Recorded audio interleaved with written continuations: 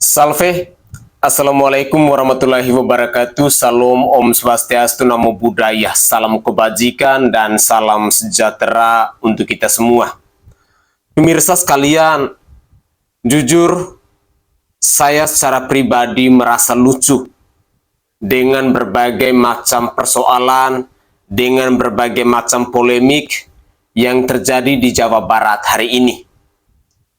Di saat Kang Deddy Mulyadi yang adalah Gubernur Jawa Barat sedang berusaha keras, sedang bekerja keras untuk membangun Jawa Barat menjadi provinsi yang istimewa, untuk membangun Jawa Barat menjadi lebih baik dari sebelumnya. Tetapi di sisi lain, kita selalu dipertontonkan dengan berbagai macam aksi penolakan, dengan berbagai macam aksi protes yang disuarakan oleh kaum-kaum elit maupun masyarakat dari Provinsi Jawa Barat ini. Jujur, saya walaupun bukan orang Jawa Barat yang selama ini selalu mengamati tentang perkembangan di Provinsi Jawa Barat sejak Jawa Barat dipimpin oleh Kang Deddy Mulyadi, merasa lucu tersendiri. Kenapa?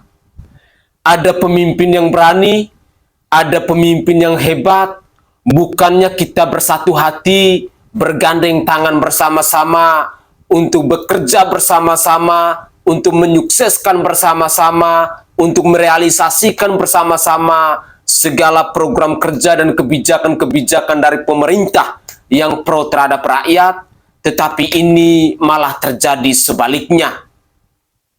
Beberapa anggota wakil rakyat atau anggota DPRD di Provinsi Jawa Barat, mulai dari tingkat daerah sampai tingkat provinsi, malah mereka hari-hari belakangan ini aktif untuk menolak kebijakan atau memprotes kebijakan dari Kang Deddy Mulyadi yang adalah Gubernur Jawa Barat.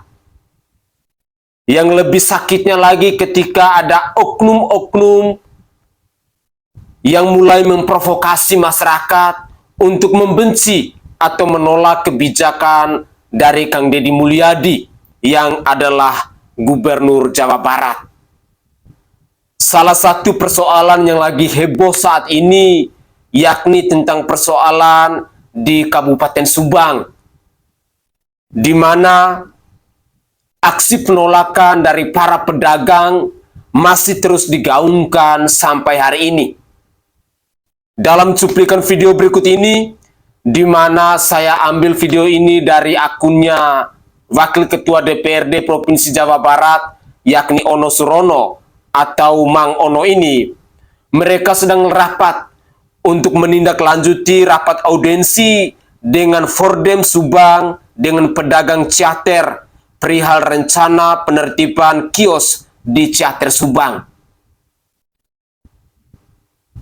Sebagai pedagang, kalian semestinya sadar bahwa apa yang kalian lakukan itu salah.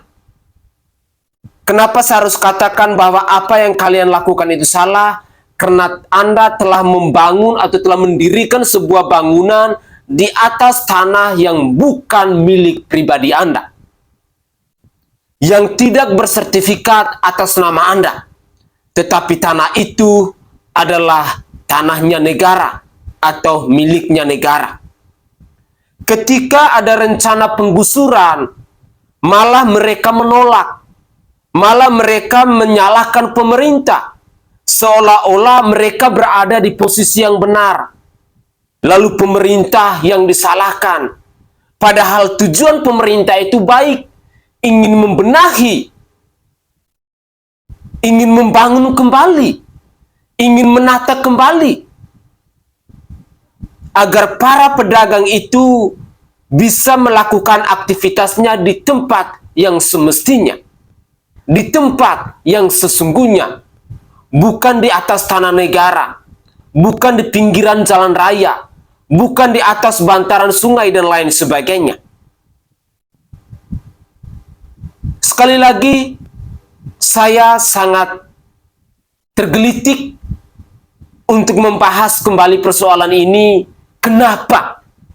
Di saat ada seorang pemimpin yang tegas dan berani, pemimpin yang benar-benar bertanggung jawab, pemimpin yang benar-benar memufakafkan dirinya untuk membangun Jawa Barat itu menjadi provinsi yang istimewa, dengan segala pengalamannya, dengan segala gagasannya, dengan segala keberaniannya. Bahkan tidak sedikit pula seorang Deddy Mulyadi harus mengeluarkan duit pribadinya untuk membantu, untuk meringankan persoalan-persoalan yang ada di Provinsi Jawa Barat ini. Tetapi sangat disayangkan bila pada akhirnya hari-hari belakangan ini kita selalu disajikan dengan aksi-aksi penolakan yang datang dari wakil rakyat, yang datang dari kaum elit, yang datang dari kelompok tertentu terhadap segala kebijakan dan program kerja dari Kang Deddy Mulyadi ini. Di mana kira-kira rasa empati Anda, rasa cinta kalian untuk mendukung kebijakan-kebijakan pemerintah yang pro terhadap rakyat itu? Untuk membangun wajah Jawa Barat menjadi lebih celing, menjadi lebih cantik. Di mana kira-kira hati nurani kalian? Hari-hari belakangan ini, isu tentang Jawa Barat semakin santer diperbincangkan di kalangan nasional. Tidak saja masyarakat Jawa Barat yang berdiskusi tentang Provinsi Jawa Barat itu, tetapi mulai berseliweran di media sosial, masyarakat Indonesia beramai-ramai bersuara tentang Provinsi Jawa Barat. Seolah-olah Jawa Barat itu menjadi salah satu provinsi yang bisa memberikan contoh, yang bisa memberikan teladan kepada provinsi-provinsi lain yang ada di Negara Kesatuan Republik Indonesia. Bahkan ada yang mengatakan bahwa Kang Deddy Mulyadi itu bukan gubernur untuk Provinsi Jawa Barat, tetapi gubernur untuk seluruh provinsi yang ada di Negara Kesatuan Republik Indonesia. Tetapi di sisi lain, ketulusan hati yang diperjuangkan oleh Kang Deddy Mulyadi untuk mewujudkan Jawa Barat menjadi provinsi yang istimewa, untuk membangun Jawa Barat menjadi lebih baik dari hari ini, mendapat begitu banyak penolakan dari mereka-mereka yang merasa sakit hati, dari mereka-mereka yang merasa bahwa apa yang dilakukan Kang Deddy Mulyadi ini telah menghilangkan pundi-pundi rupiah kepada mereka yang saat ini selalu menolak, selalu memprotes kebijakan dari Kang Deddy Mulyadi itu. Mari kita simak terlebih dahulu cuplikan video berikut ini. Oke, sekarang gini, peraturan kan bicaranya normatif, ya, normatif seperti itu. Pada prakteknya juga kan sulit. Baik. Kenormatifan itu juga berjalan. Makanya tadi saya sampaikan bahwa kenapa hanya terjadi di saat ini, sebelum-sebelumnya tidak. Nah, sehingga pertanyaan saya sekali gini, pertanyaan yang harus dijawab tegas. Ujungnya antara Pemprov dengan PTPN, siapa yang memberikan instruksi? Kalau dari sisi kewenangan pembongkaran, itu tentunya ada di Pemprov, Pak, karena yang bisa melakukan hukuman administrasi kan Pemprov, Pak. Seperti itu. Kami pemilik lahan, Pak. Tentunya kami akan mendukung kalau memang secara regulasi itu tidak diperbolehkan, Pak. Seperti itu. Oke, yang pertama berarti Pemprov. Yang kedua, bisakah Pemprov dengan PTPN melibatkan masyarakat untuk menyusun rencana?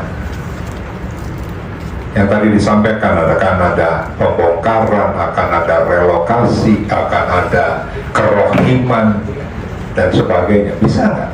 Justru, Pak, di hari Kamis nanti kami mengundang bapak-bapak ini, Pak. Oke. Iya. Semua yang pedagang. Dan kami harap disitulah nanti akan selesai. Tetapi kalau nanti mindsetnya sudah pokoknya, tentu tidak akan ketemu, Pak.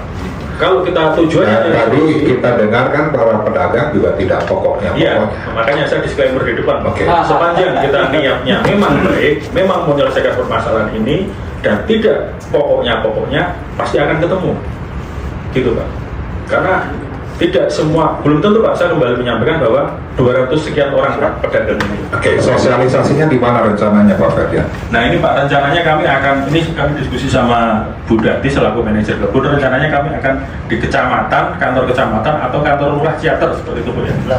Ya, seperti itu rencananya Pak. Kepada Pemprov ya, kepada Dinas Perkebunan yang nanti dilibatkan dalam merencanakan relokasi itu dinas apa ya? Perkim. Perkim. Nah, untuk itu kita tugaskan Pak Bambang sebelum hari Kamis, kalau bisa besok, undang Astra Ekonomi dengan dinas yang berkaitan dengan Perkim. Ada nggak rencana itu? Hah? Ya, Perkim berapa komisi 4? Ya, coba kita telusuri. Mereka sudah menyusun rencana belum terkait dengan relokasi yang tadi 5 titik? Ya, 2 di Jalan Cagak. Ya, Ibu ya tadi menyampaikan ya, 2 di Jalan Cagak, 3 di Ciater. Ya, coba nanti kita bareng-bareng cek ya. Terkait masalah program penghijauan yang kata bapak-bapak tadi berkolaborasi dengan pemerintah provinsi, pemerintah kabupaten, PTPN dan pihak perkebunan.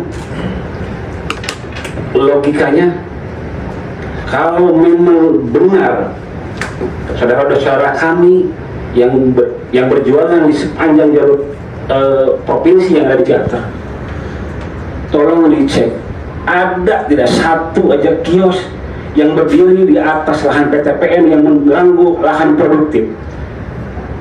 Tidak ada Pak.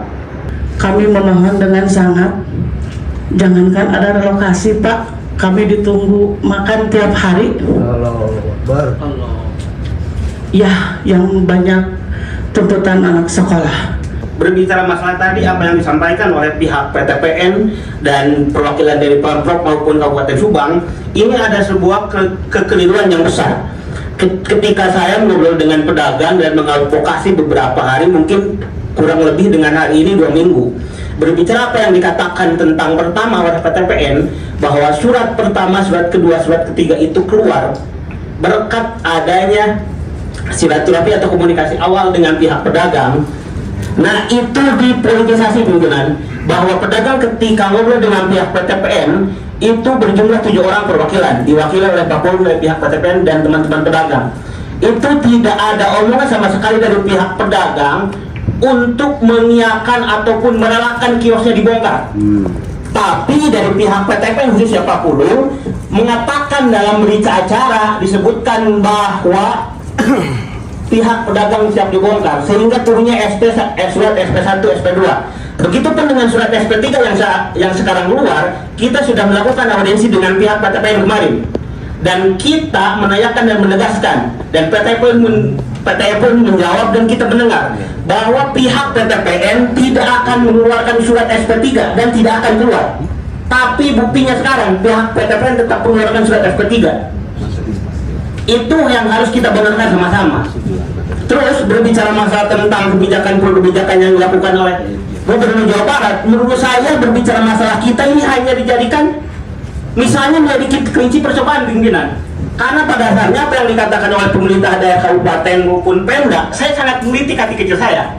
Berbicara masalah konsep dan gagasan ini belum ada, relokasinya belum jelas tempatnya di mana, uangnya dari mana, tapi sudah dilakukan pembongkaran di mana-mana. Seharusnya pemerintah daerah Kabupaten Subang maupun provinsi dan dinas terkait melakukan obrolan bersama dengan kita audiensi terlebih dahulu. Konsepnya seperti apa, bangunannya seperti apa, tempatnya di mana, sehingga kami punya ketenangan dan jawaban atas apa yang akan kita lakukan. Tapi sekarang berbicara masalah di Dawan, Jalan Cagak, setelah dibongkar apa kejelasannya? Sudah sejauh mana pembangunan relokasinya? Jangan hanya berbicara masalah relokasi, pembangunan, uang jaminan lain. Kita tidak butuh itu pimpinan. Kita sudah dagang dan kita sudah mandiri. Kenapa kita harus digusur-gusur dengan hal-hal yang lain, dengan kebijakan berbicara masalah relokasi, pemindahanlah? Kita dari masyarakat dan pedagang siap mengoptimalkan apa program dari pemerintah Kabupaten Subang khususnya KDM. dan dinas terkait, berbicara masalah optimalisasi perkebunan lah, berbicara masalah tentang jongkok-jongkok di ciater kurang estetik, itu menurut saya menggelitik pimpinan. Berbicara masalah lokasi, berbicara masalah mengorbankan hak-hak rakyat dan pedagang hanya dengan kata estetik. Aturan yang tadi disampaikan, perda, pergub maupun apapun, ini kan sudah ada sebelum-sebelumnya. Kenapa PTPN melakukan rencana penertiban itu sekarang?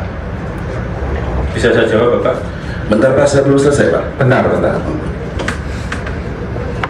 Jadi memang tadi kami sampaikan, Pak, ini kebetulan ada program kolaborasi tadi, Pak. Memang seperti itu, Pak. Jadi dengan momentum seperti ini, akhirnya kami melakukan kegiatan ini, Pak. Kenapa dulu tidak kami lakukan seperti itu, Pak? Ya, mungkin saat itu, Pak, kami concernnya adalah di dalam terkait dengan produktivitas, Pak. Orang-orang itu tinggal di situ udah lama, Pak, seperti itu. Jadi saat itu Oke, sekarang kolaborasi dengan Pemprov dan Kabupaten. Ada nggak MOU-nya? kalau secara tertulis tidak ada MOU-nya, tetapi komunikasi secara lisan ada dilakukan, seperti itu. Jadi Berarti cacat itu ketua ketika Nah, ada MOU. saudara bukan hakim, tidak bisa mengatakan jangan saja.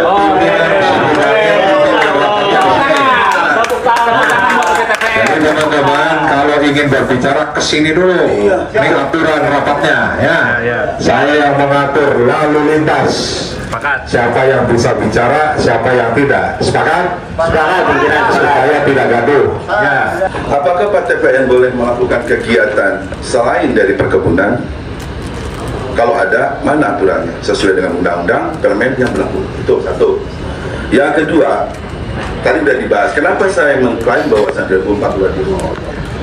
Karena hari ini ketika pedagang digusur ini, Pak, ini tidak ada untuk relokasi bicara dulu. Itu membuktikan PTPN dari duit.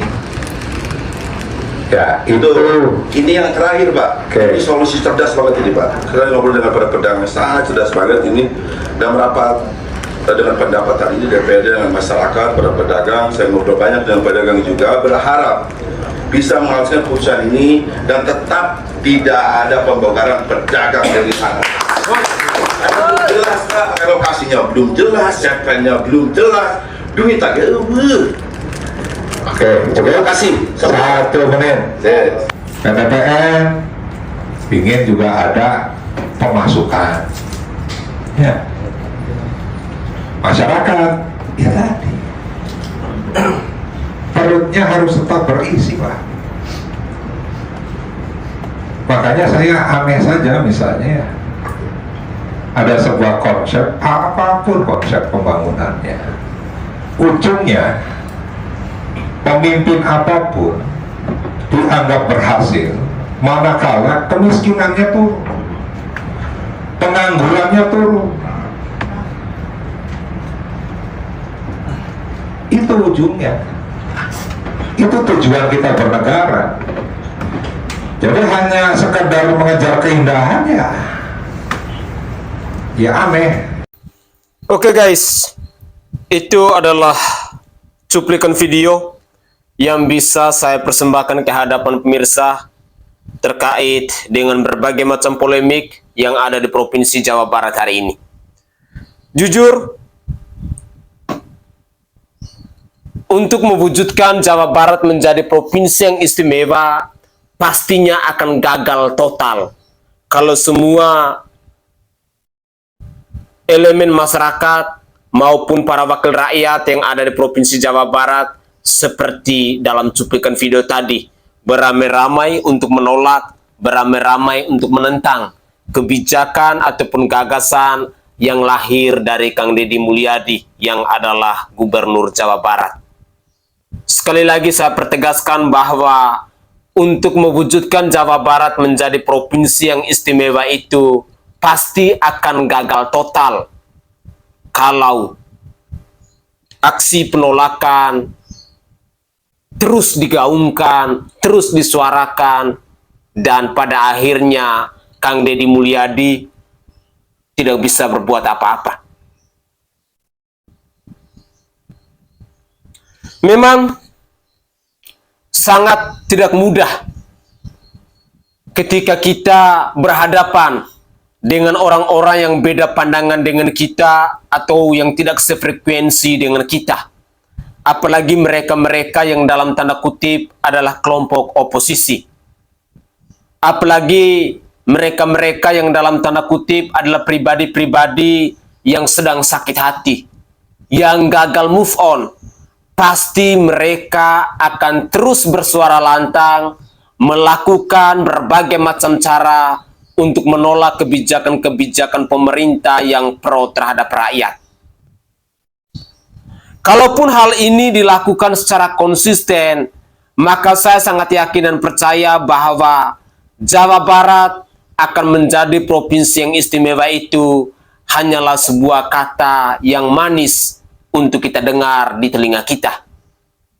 Hanyalah sebuah ucapan seolah-olah itu hanyalah sandiwara karena tidak mampu untuk direalisasikan ketika berbagai macam aksi penolakan terus digaungkan, terus diperdengungkan di telinga masyarakat Jawa Barat itu sendiri.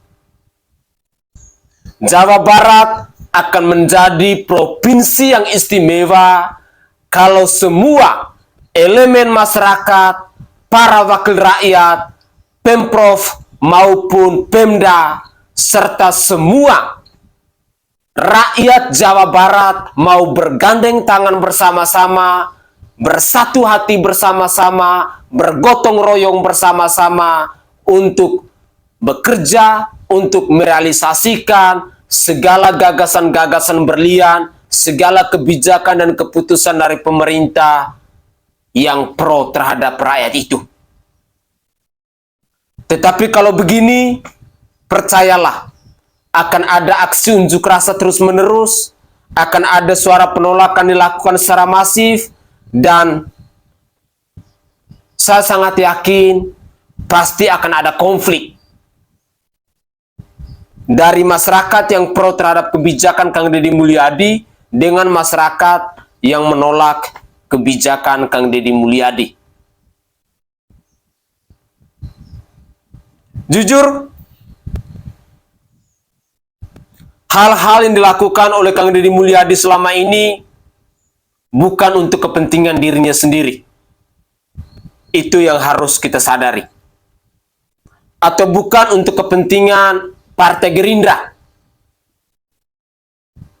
Tetapi hal-hal yang dilakukan oleh Kang Deddy Mulyadi selama ini, perjuangan, dedikasi yang beliau lakukan itu murni untuk rakyat Jawa Barat. Ketika ada daerah-daerah lain yang merasa iri dengan berbagai macam gebrakan dan kebijakan yang dilakukan oleh Kang Deddy Mulyadi, mau menunjukkan bahwa sesungguhnya daerah lain juga merindukan sosok pemimpin seperti Kang Deddy Mulyadi itu.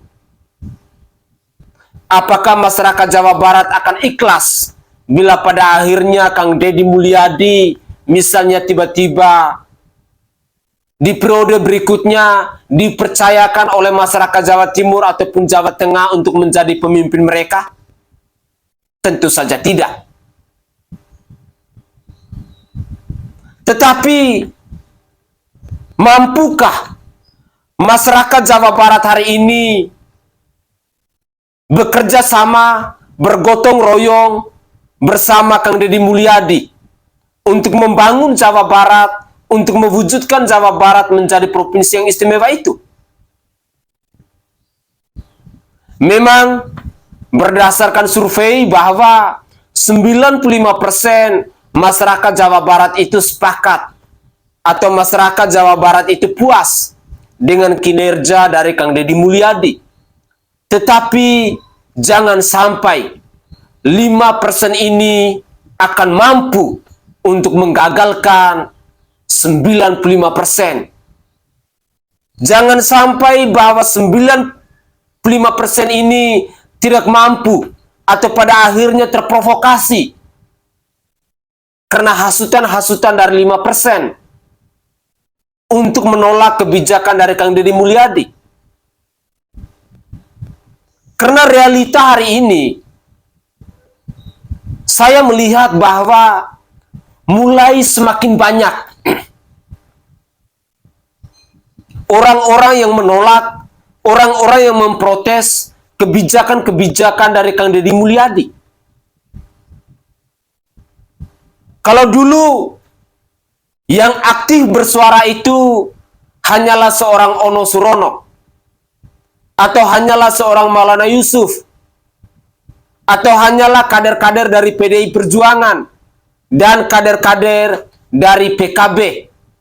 Tetapi hari ini aktivis, LSM, bahkan mereka sudah mampu untuk menghasut rakyat untuk melakukan aksi unjuk rasa untuk menolak kebijakan dari Kang Deddy Mulyadi.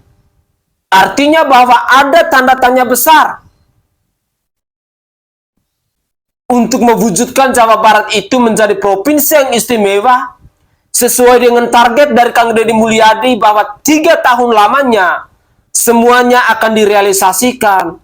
Saya pikir tidak akan bisa diwujud nyatakan.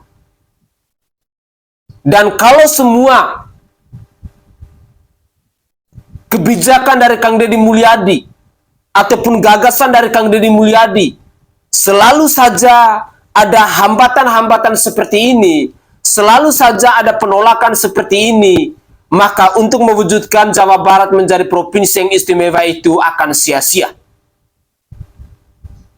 Percayalah, ini adalah suara yang datang dari rakyat yang selama ini selalu menyaksikan berbagai macam persoalan, berbagai macam polemik, berbagai macam dukungan, pro dan kontra terhadap kebijakan dari Kang Deddy Mulyadi untuk membangun Jawa Barat ini.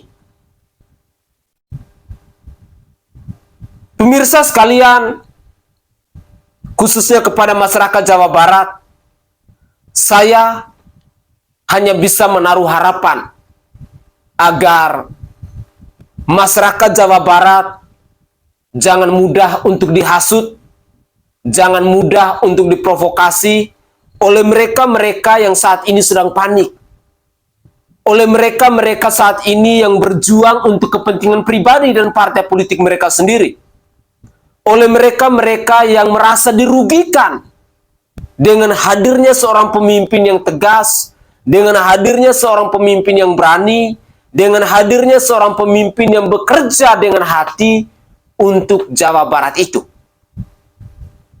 Tetapi kalian sebagai rakyat harus menjadi garda terdepan untuk mendukung kebijakan-kebijakan dari pemerintah yang pro terhadap rakyat untuk membangun Jawa Barat menjadi provinsi yang istimewa itu.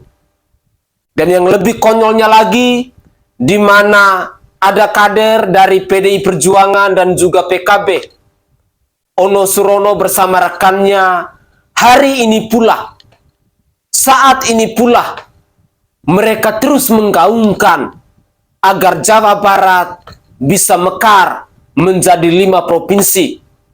Bahkan sampai mereka lupa Kang Deddy Mulyadi menjadi gubernur di provinsi mana. Semoga saja masyarakat Jawa Barat bisa bersatu hati dan bergandeng tangan bersama-sama untuk mendukung kebijakan-kebijakan dari pemerintah untuk mewujudkan Jawa Barat menjadi provinsi yang istimewa itu. Dan harapan saya, Kang Deddy Mulyadi harus tetap tegar, karena untuk mewujudkan Jawa Barat menjadi provinsi yang istimewa itu tidak semudah seperti membalikan telapak tangan. Semuanya pasti akan butuh perjuangan, semuanya pasti butuh proses, semuanya pasti butuh waktu, anggaran tenaga, dan lain sebagainya. Tetap semangat buat Kang Deddy Mulyadi, walaupun ada segelintir orang yang terus menghujatmu, yang terus mengecammu, yang terus menolak kebijakan-kebijakan dari KDM ini. Tetapi percayalah, masih ada 95% masyarakat Jawa Barat yang saat ini terus mendukung Kang Deddy Mulyadi untuk mewujudkan Jawa Barat menjadi provinsi yang istimewa itu. Saya Sainai dari Provinsi Nusa Tenggara Timur, saatnya kita yang rakyat jelata harus berani untuk bersuara. Salam hormat, salam NKRI, dan salam Pancasila untuk kita semua.